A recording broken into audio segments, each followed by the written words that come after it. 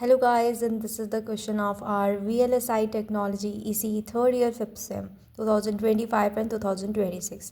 So you can see section A में हमारे as usual 8 question जिसमें हमें मोर्स लॉ बताना है, 2 केमिकल्स बताने हैं जो वेट ईचिंग में यूज़ हुआ है, and then advantages of molecular beam epitaxy बतानी है.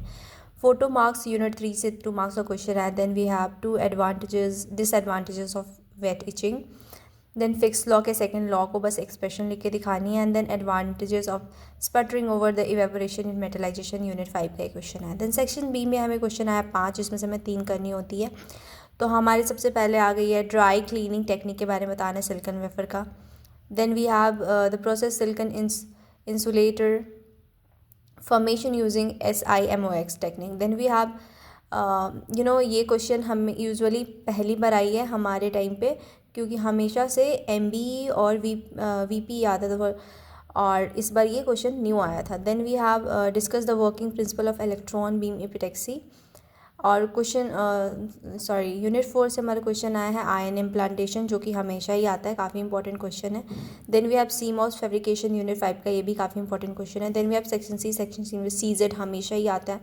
उसके और में हमारा आया हुआ था work flow starting with the silicon crystal growth के बारे में बताना था और IC फैब्रिकेशन के बारे में बताना था basically. Then we have unit 2 का क्वेश्चन हमारा था VP हमेशा ही आता है, वेपर फेज एपिटैक्सी.